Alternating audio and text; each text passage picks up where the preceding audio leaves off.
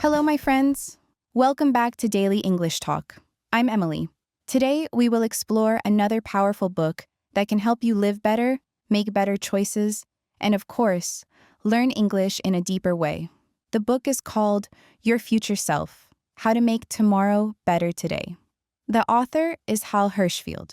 In this episode, we will use the ideas of the book to help you think about one very important person: your future self.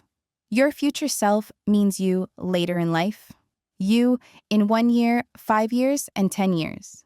It is still you, but in the future. In this podcast, I will take you chapter by chapter through the main ideas of the book, and I connect everything to language learning. We will ask questions like, how can my future self speak better English than my current self? What choices today will make life easier for my future self? Why do we often choose comfort now even when it hurts our future? At the beginning of this episode, the language will be simpler and more familiar. This will help your brain warm up and feel safe. Then step by step, chapter by chapter, the language becomes a little more advanced. The vocabulary will grow and the sentences will slowly become richer and stronger. This gentle change is on purpose. It helps you stretch your English without feeling lost and confused. You stay inside the world of comprehensible input. Comprehensible input is the English that is clear enough to understand, but still gives you new words, new ideas, and new structures. My goal is simple. I want you to see that you are not just learning English for today. You are learning for the person you will become. You are learning for your future self. Many people think about English only in the present moment. I am bad at speaking. I am shy. I make mistakes. But this book helps us move our eyes forward. It teaches us how to be kinder to the future version of us, how to make choices today that will make that future self proud, strong, and more fluent. As always, I will speak slowly and clearly. If I use a difficult word, I will explain it immediately in the same sentence. You do not need to take notes. You do not need to pause and study hard. Just sit with me, listen, breathe, and enjoy the journey. As you listen, your English is already growing. Your vocabulary is growing. Your sense of time and your sense of self are growing too. This is the magic of learning through stories and ideas. So, let's begin our journey with your future self. Music Chapter 1: Meeting Your Future Self. In the first big idea of the book, the author asks us to do something very simple but very powerful. He asks us to meet our future self. Of course, we cannot really travel in time. We cannot physically meet the future you, but we can imagine them. We can picture them clearly in our mind. To picture something means to see it in your imagination, like a movie in your head. Most of the time, we live inside our present self. The present self is the you that is here right now listening to this podcast. The present self always wants comfort now. The present self prefers pleasure today. The present self does not like waiting. The future self is different. Your future self wants health, stability, and success later. The word stability means feeling safe and steady, not shaking, not in danger. Your future self wants you to save money, to exercise, to learn English, to grow in your work, to protect your relationships. But often the present self and the future self do not agree. For example, your present self may say, I just want to relax and watch a series in my own language. Your future self may say, please listen to 10 minutes of English so that in 2 years we can speak confidently. These two voices live inside us. Sometimes the present self wins. Sometimes the future self wins. The author explains that for many people, the future self feels like a stranger. A stranger is a person you do not know. When your future self feels like a stranger, it is hard to care about them. You do not feel responsible for them. So if your future self feels like a stranger, you choose comfort today and forget about tomorrow. The author says that many of our problems come from this distance between our present self and future self. Distance here means how far something feels in your mind. The future feels far away.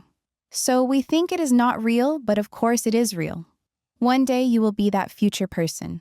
Now, how do we meet our future self in a stronger way? One way is to imagine your life in a clear picture. You can close your eyes and ask, if I continue like this for 5 years, who will I be? How will my English sound? What kind of work will I do? How will my body feel? Will I be proud of the choices I make? Now, this kind of imagination is called mental time travel. Mental means in the mind. Time travel means going to another time. So mental time travel means visiting the future in your imagination. When you do this, your future self becomes more real. They are not just an idea. They begin to feel like a real person you care about. For language learning, meeting your future self is very important. If you see your future self clearly, maybe giving a presentation in English, maybe traveling easily, maybe talking with friends in English, you feel more motivated today. The word motivated means having more energy and desire to do something. Imagine 2 people. One person thinks, I am bad at English. I will always be bad. This person sees no future self, only today's problems. The other person thinks, I cannot speak well yet, but I can see myself in 2 years speaking calmly, making small mistakes, but communicating clearly. This person has met their future self. The future self gives them hope and direction. The word direction means knowing which way to go. The author's research shows that when people feel a stronger connection to their future self, they make better decisions today. They save more money, they take care of their health, they study more, they avoid dangerous habits. In the same way, if you feel close to your future English-speaking self, you will make better language decisions. You will listen a little more, you will read a little more, you will practice a little more. So, the first chapter of our journey is simple. Do not ignore your future self. They are not a stranger. They are you. They will live inside the results of your choices. Every minute you spend with English today is a small gift to your future self. In the next chapter, the author explains something very interesting. Your brain does not always see your future self as you. Many times the brain treats the future you like another person, like a stranger. Not an enemy, not a best friend, just someone else. The word separate means not connected, not joined. And because the future you feel separate, we often forget to take care of them. Think about how you can treat a close friend. If your friend needs help, you will help them. If they need advice, you listen. If they feel sad, you support them. But strangely, many of us do not treat our future self with the same kindness. We forget that the future us has feelings, has needs, dreams, and worries. The author says that when your future self feels more real, you make better choices today. If you can imagine your future self clearly like a real person with a real life, you start to care more. You start to think ahead. Thinking ahead means thinking about what will happen later, not only right now. This is very important for English learning. If your future self feels real, you naturally ask, what can I do today to help my future English? What small practice will make their life easier? What choice right now will help the future me speak more clearly? The other uses the idea of future self-vividness. Vivid means something that is clear, colorful, and easy to imagine. So vividness means being clear, colorful, and easy to imagine, right?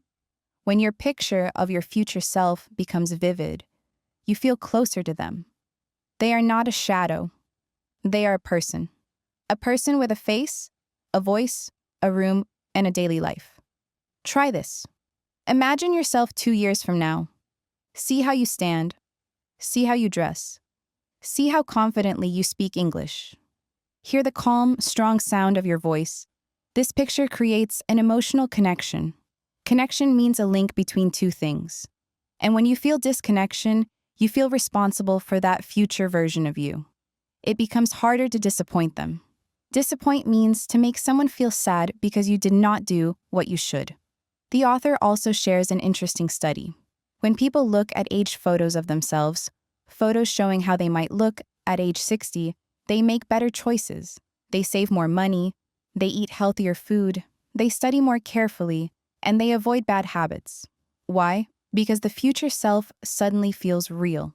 You can use this idea for English too. Imagine your future self using English in real life. Maybe at work, maybe when traveling, maybe helping someone. What does their face look like when they speak clearly? How proud do you feel? This picture gives you motivation that is much stronger than a grammar rule. So the message of this chapter is soft and clear. Make your future self feel real.